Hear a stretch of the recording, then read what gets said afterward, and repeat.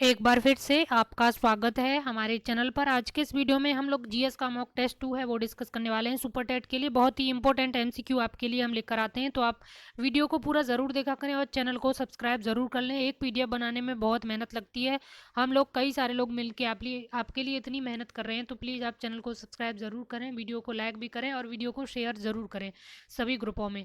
तो आज का पहला प्रश्न है, ग्रेट हिमालयन राष्ट्रीय पार्क अवस्थित है? तो राइट आंसर इसका हो जाएगा ऑप्शन बी, हिमाचल प्रदेश में। ये हिमाचल प्रदेश में स्थित है। अगला प्रश्न देखते हैं, अंतर्राष्ट्रीय बाघ दिवस मनाया जाता है? बहुत इंपॉर्टेंट है ये। तो 29 जुलाई को अंतर्राष्ट्रीय बाघ दिवस मनाया जाता है और ये 2010 से मनाना शुरू हुआ था। इस 2010 में सेंट पीटर्सबर्ग में अंतर्राष्ट्रीय बाघ सम्मेलन हुआ था, उसके बाद से ये 29 जुलाई को अंतर्राष्ट्रीय बाघ दिवस मनाया जाता है। तो ऑप्शन बी इसका राइट आंसर हो जाएगा। अगला प्रश्न है, गुमटी वन्य जीव अभ्यारण्य स्थित है? तो जो गुमटी वन्य जीव अभ्यारण्य है ये आपका कहाँ पर स्थित है? राइट आंसर आपको इसका बताना है। तो जो गुमटी है आपका ये त्रिपुरा में है। ऑप्शन सी इसका राइट आंसर हो जाएगा। बहुत इंपॉर्टेंट है ये भी। सिमलीपाल राष्ट्रीय पार्क अवस्थित है, ये अभी हाल ही में चर्चा में है। यहाँ आसपास के जंगलों में आग लगने की वजह से, वाइल्ड फायर की वजह से ये चर्चा में है। तो इसका राइट आंसर है उड़ीसा में। अब आपको बताना है ये महानदी जो उड़ीसा में है उसके किस तरफ ये अवस्थित है, तो कमेंट बॉक्स में आप ज़रूर बताएं इसको और एटलस में चेक भी करें। अगला प्रश्न है, पूर्वी घाट और पश्चिमी घाट में संपर्क के रूप में सबसे अच्छा कार्य करता है? तो यानी यहाँ पे सवाल में पूछा गया है पूर्वी घाट और पश्चिमी घाट जहाँ पे मिलते हैं या इनको जो संपर्क स्थल के रूप में जो कार्य करता है इसमें से कौन है? तो वह है Sathyamangalam tiger reserve. Option A इसका राइट आंसर हो जाएगा, सत्यामंगलम टाइगर रिजर्व। आपको कमेंट बॉक्स में बताना है कि भारत में कितने टाइगर रिजर्व हैं।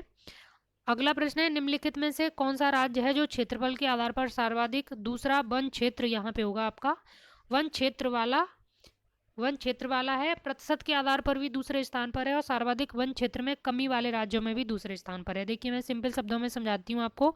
यहाँ पे ये बताया गया है कि सर्वाधिक क्षेत्रफल किसी राज्य में वन क्षेत्र के अनुसार है तो वो मध्य प्रदेश में है, और दूसरा नंबर किसका है वो इसमें पूछा गया है जो दूसरे नंबर पर क्षेत्रफल के आधार पर भी दूसरे नंबर पर है, और क्षेत्रफल में जो परसेंटेज के आधार पर है, कुल क्षेत्रफल का परसेंटेज के आधार पर वन क्षेत्र में दूसरे नंबर पर है वो कौन सा स्टेट है, और कौन से स्टेट में सबसे ज़्यादा कमी हुई है दूसरे नंबर पर तो वो कौन सा स्टेट है। तो राइट आंसर आपका यहाँ अरुणाचल प्रदेश है।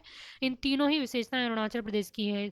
ये मध्य प्रदेश के बाद सर्वाधिक क्षेत्रफल वाले वन क्षेत्र वाले राज्य में आता है दूसरे नंबर पर, और परसेंटेज वाले में भी मिजोरम के बाद दूसरे नंबर पर अरुणाचल प्रदेश है, और कमी वाले में भी कर्नाटक के बाद ये दूसरे नंबर पर आता है। अगला प्रश्न है, निम्नलिखित कथनों पर विचार कीजिए। पहला कथन है, अनुच्छेद 263 राज्यों के मध्य तथा केंद्र एवं राज्यों के मध्य संबंधों के लिए अंतरराज्य परिषद के गठन की व्यवस्था करता है। पहला कथन तो ये है। दूसरा कथन है, राष्ट्रपति द्वारा समय समय पर ऐसी परिषदों का गठन किया जाता है। तो ये दोनों ही कथन एकदम सही हैं, तो ऑप्शन सी इसका राइट आंसर हो जाएगा। अगला प्रश्न है, क्षेत्रीय परिषद के संदर्भ में निम्नलिखित कथनों पर विचार करें। पहला कथन है, क्षेत्रीय परिषद जो है आपकी एक संवैधानिक निकाय है, और दूसरा कथन है इसका गठन संसद द्वारा अधिनियम बनाकर किया गया है।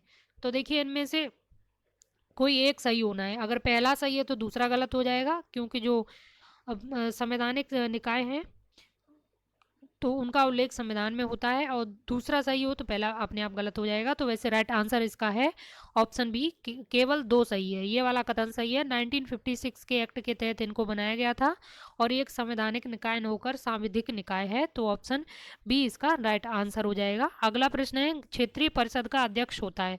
तो जो क्षेत्रीय परिषदें होती हैं 5 है इस टाइम में, तो इनका अध्यक्ष जो होता है वो केंद्रीय गृह मंत्री होता है, और जो मुख्यमंत्री हैं वो बारी बारी से उपाध्यक्ष के रूप में कार्य करते हैं।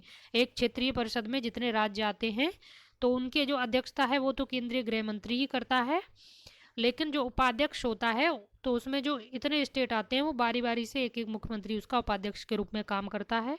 तो ऑप्शन ए इसका राइट आंसर है। अंतर्राज्यीय जल विवाद न्याय निर्णय से संबंधित आर्टिकल है, तो आर्टिकल 262 इसका राइट आंसर है। अगला प्रश्न है, हाल ही में स्टैच्यू ऑफ पीस का अनावरण कहाँ पर किया गया? बहुत इंपॉर्टेंट है, करंट अफेयर्स का सवाल है। तो ये पाली जिले में राजस्थान में इसका अनावरण किया गया है। अगला प्रश्न है, निम्नलिखित कथनों पर विचार कीजिए। 12वें ब्रिक्स वर्चुअल सम्मेलन की मेजबानी रूस ने की। 13वें ब्रिक्स का आयोजन 2021 में भारत में हुआ। तो ये दोनों ही कथन एकदम सही है। ऑप्शन सी इसका राइट आंसर है। अगला प्रश्न है, भारत का पहला पॉलिनेटर पार्क कहाँ पर खोला गया है? वेरी इंपॉर्टेंट है, करंट अफेयर्स का सवाल है। तो उत्तराखंड में भारत का पहला पॉलिनेटर पार्क है वो खोला गया है। अगला प्रश्न देखते हैं, भारत का सबसे ऊंचा मौसम विज्ञान केंद्र का हाल ही में उद्घाटन किया गया। तो ये लेह में किया गया है, 3500 मीटर की ऊंचाई पर है ये। और इससे पहले था ईटानगर में, लेकिन अभी हाल ही में लेह में खोला गया है, ये सबसे ऊंचा है। अगला प्रश्न है, भारत में सर्वाधिक तेंदुए कहाँ पाए जाते हैं। तो मध्य प्रदेश इसका राइट आंसर है। कर्नाटक इसमें दूसरे नंबर पर है। अगला प्रश्न है, हाल ही में 100% जैविक खेती का दर्जा पाने वाला पहला केंद्र शासित प्रदेश कौन सा है। तो बहुत इंपॉर्टेंट है ये, वेरी वेरी इंपॉर्टेंट मैं इसको कहूँगी। तो राइट आंसर इसका हो जाएगा आपका लक्षद्वीप। और वैसे अगर जैविक खेती की बात करें, जो सर्वाधिक मतलब संपूर्ण 100% जैविक खेती वाला राज्य जो है वो कौन सा था, पहला राज्य या केंद्र शासित प्रदेश जो भी हो, पहला कौन सा था वो आपको कमेंट बॉक्स में बताना है। और दूसरा ये लक्षद्वीप बना है। अगला प्रश्न है, A68A नाम हाल ही में चर्चा में रहा या किससे संबंधित है। तो ये दक्षिणी अटलांटिक में आइसबर्ग है, इसको लेकर साइंटिस्ट काफ़ी चिंतित हैं।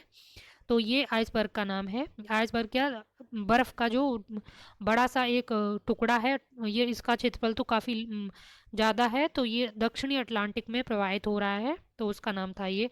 अगला प्रश्न है, 5वां वार्षिक ग्लोबल टेक्नोलॉजी समिट का आयोजन कहाँ पर किया गया। तो भारत में किया गया है। इसके बारे में एक बार नेट पर सर्च करके आप पूरा देख लेना, इसकी थीम क्या थी, इंपॉर्टेंट है। अगला प्रश्न है, G7 2021 का आयोजन कहाँ पर किया जाएगा। तो ये ब्रिटेन में किया जाने वाला है। 2020 वाला आपका अमेरिका में हुआ था, और 2021 वाले में भी ब्रिटेन ने भारत को आमंत्रित किया है। अगला प्रश्न है, वर्ल्ड टॉयलेट डे के रूप में मनाया जाता है। तो 19 नवंबर को वर्ल्ड टॉयलेट डे के रूप में मनाया जाता है। तो ऑप्शन ए इसका राइट आंसर हो जाएगा। और इसकी थीम आपको सर्च करनी है और कमेंट बॉक्स में बतानी है।